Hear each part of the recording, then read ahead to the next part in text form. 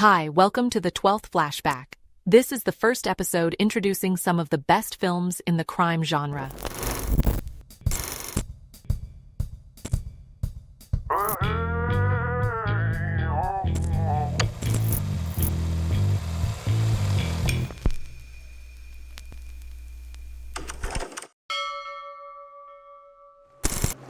Hello?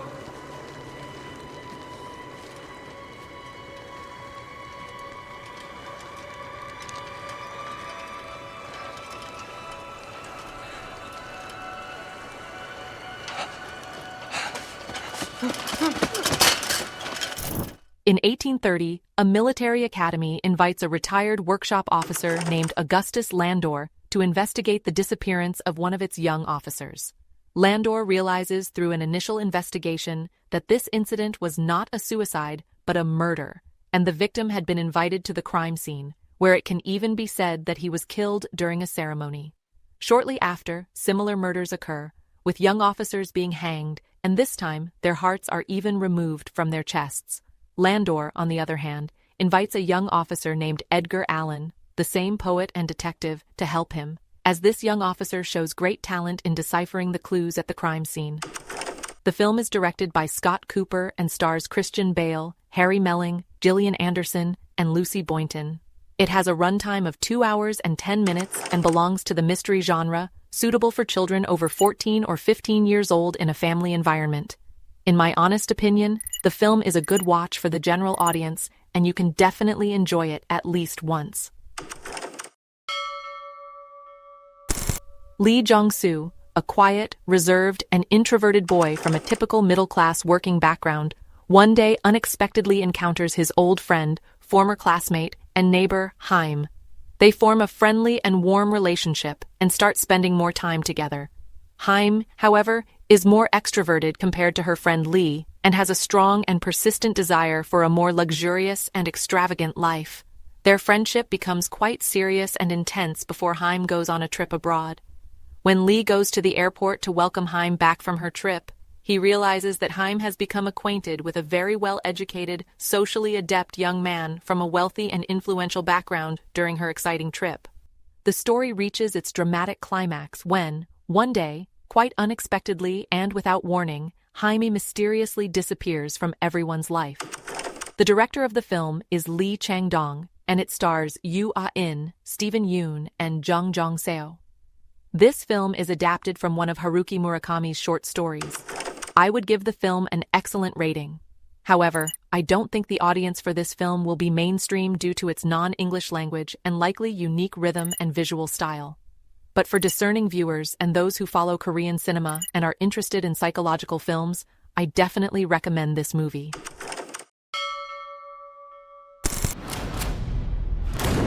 Why would a teenage girl be out here?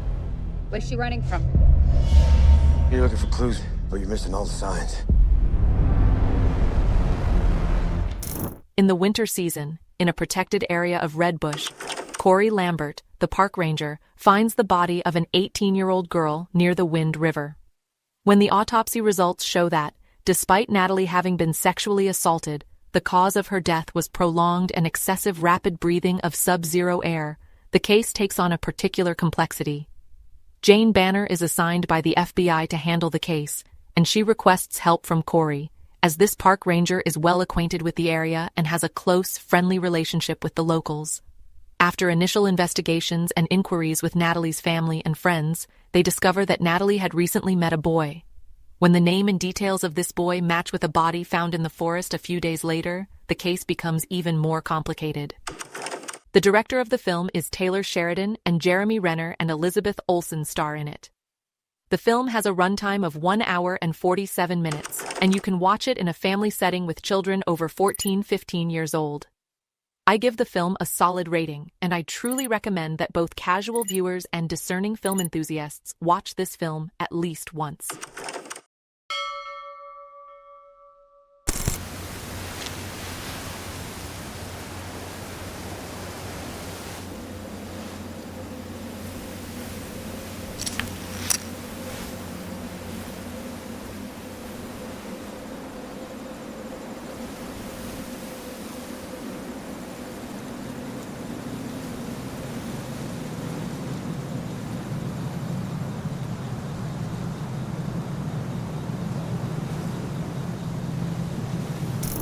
In 1986, the body of a woman who was murdered after being raped is found in a small town. The local detectives, who have never encountered such a crime before, struggle to gather accurate information from the crime scene. Forensic technology is almost non-existent in that area, and the methods of investigation and information gathering by the detectives are so rudimentary and basic that they even identify suspects based on eye contact and facial recognition. Eventually, a detective from Seoul is added to the case, someone who is somewhat familiar with the basic principles of criminal investigations. Over time, more bodies of women are found, all in the same manner, bound, raped, and then killed. I should mention that the story of this film is inspired by a series of real events. 14 murders that occurred over approximately 4 to 5 consecutive years. Bong Joon-ho is the director of the film, and Song Kang-ho and Kim Sang-kyung star in it. The approximate runtime of the film is 2 hours and 10 minutes, and neo-noir is considered a related genre. You can preferably watch this film in a family setting with children over 15 or 16 years old. With a bit of leniency, I consider this film to be excellent. For casual viewers and even discerning audiences, this film is also a genre film, but I believe it is more appealing to the general audience compared to the previous one.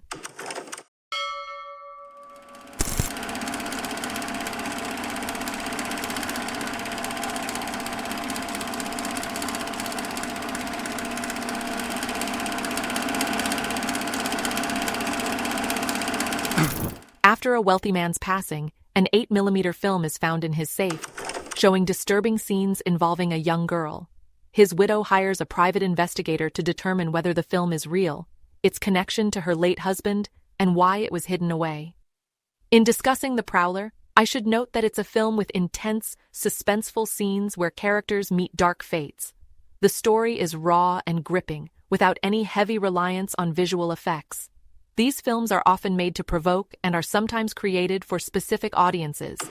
The movie was directed by Joel Schumacher and stars Nicolas Cage, Joaquin Phoenix, James Gandolfini, and Peter Stormare. Its runtime is about 2 hours, and it's considered a thriller with an 18+ rating, so viewer discretion is advised. The film appeals to both general audiences and film enthusiasts seeking thought-provoking themes.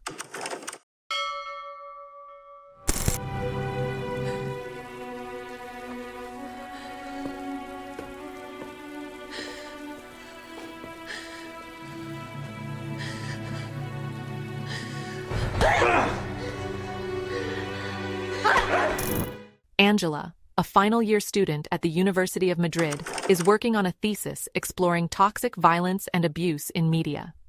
She seeks guidance from Professor Figueroa to help her find relevant films, topics, and books from the university's educational resources. She also consults a peer known for his extensive knowledge of challenging film content. While Angela and her friend are researching in the university library, they come across a film that seems unusually realistic.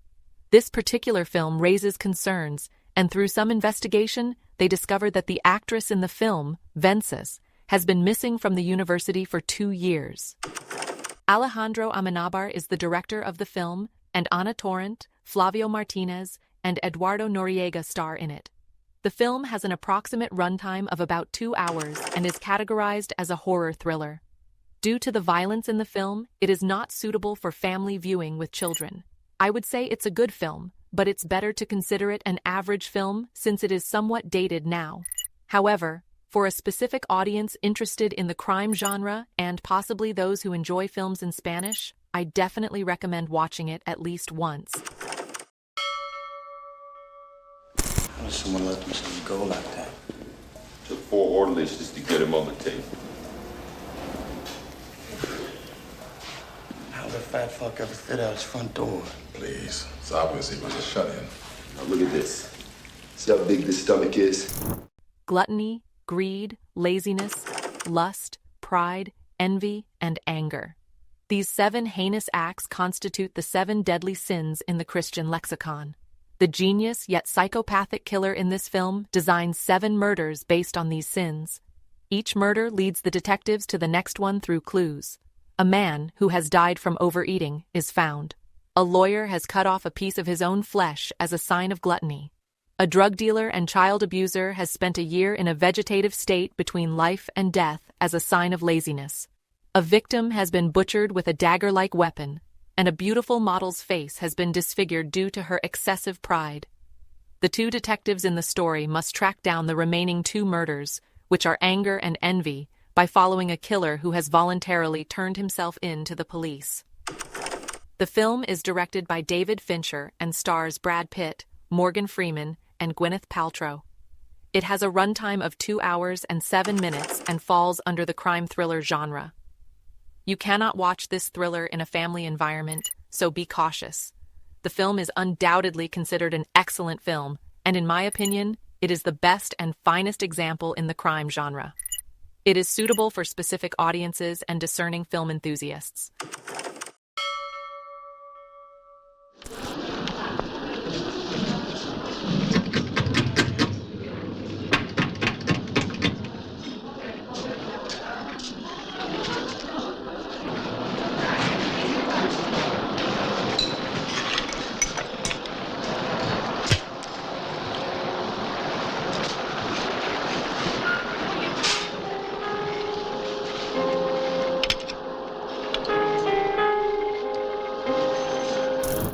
Yadesk is a 21-year-old who has recently come to Varshun from a small town and aimlessly wanders the city, occasionally harassing others.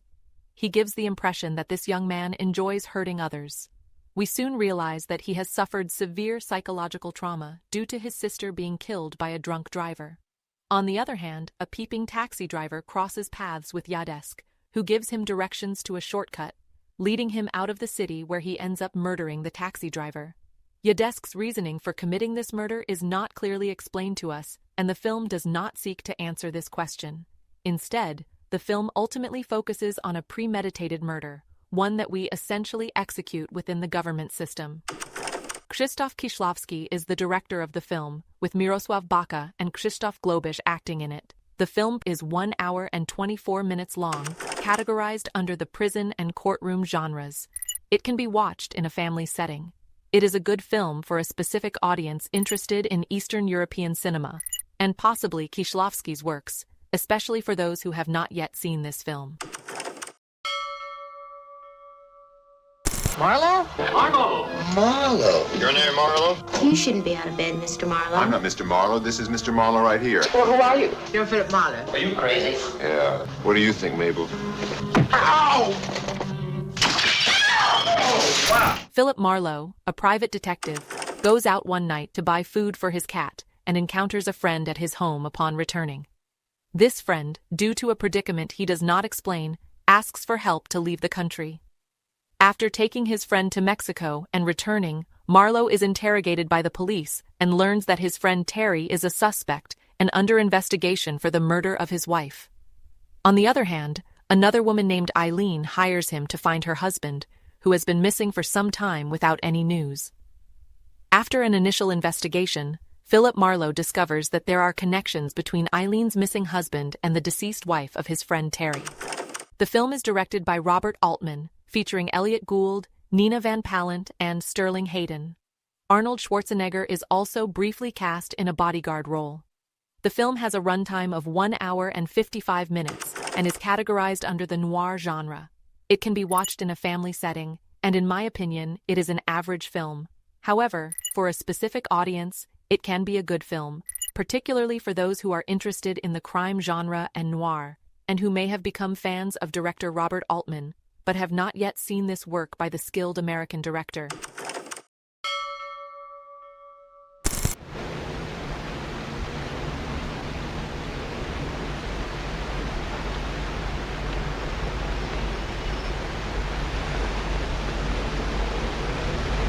Open it.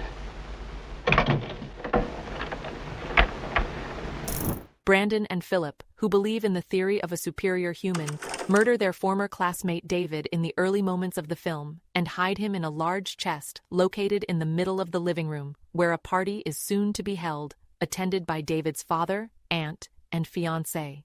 They commit this murder as a mental exercise and refer to it as a perfect murder. They consider David, a being they deem insignificant, to be removed from life and existence. They continuously discuss this theory and their beliefs with their guests. Alfred Hitchcock is the director of the film, featuring James Stewart, John Dahl, Farley Granger, Cedric Hardwicke, Constance Collier, and Joan Chandler. The film has a runtime of 1 hour and 20 minutes and is considered a related genre to thrillers. You can watch the film in a family environment, and it is regarded as a good film for a specific audience because, although it is in color, it is considered an old classic. It is a film that lacks editing and is one of the earliest examples of films with long takes. Despite Hitchcock and James Stewart believing that the final output of the film did not turn out well and that it was merely an experiment, I think this film at least advanced the art of cinema technically and in terms of technique. In the section of this episode, I will introduce a few films to you, and honestly, you won't miss anything by skipping these films. The first film is The Ritual Killer, 2023, directed by George Gallo and starring Morgan Freeman. Honestly, if you don't watch this film, you won't miss anything special. Next, we have Limehouse Golem, 2016, directed by Jane Goldman. It's really an average film that you can easily skip. Then, there's From Hell, 2001, directed by the Hughes brothers and starring Johnny Depp. This might be the most noteworthy film on the list. Although it's not extraordinary, it could still satisfy you for a one-time watch, perhaps due to Johnny Depp's performance and the fact that it's based on a true story. The next film is Witness, 1985, starring Harrison Ford. It's a relatively noteworthy film in the crime genre, but it can be considered an old film. After From Hell, this might be another one you want to check out. It could suit your taste, and you might end up watching it. Finally, there's Dial M for Murder, 1954, directed by Alfred Hitchcock and starring Grace Kelly. This film belongs to classic cinema. If you're a serious cinema enthusiast and a follower of the art of film, watching this movie might enrich your knowledge. Dear friends, this was the first episode introducing some of the best in the crime genre. There's another episode coming up with a similar number of films to be introduced later. The names of the films in this episode, along with their release years, are provided in the description. I'd be happy and eager to hear your opinions regarding the different evaluations you have of the films on this list, and if you know of any other films, please introduce them to us. Stay happy, healthy, and well until the next flashback. Goodbye. 그 아저씨 얼굴 봤어?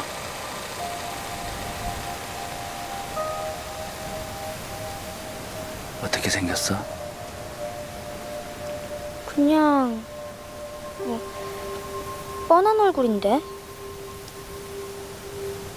어떻게? 그냥 평범해요.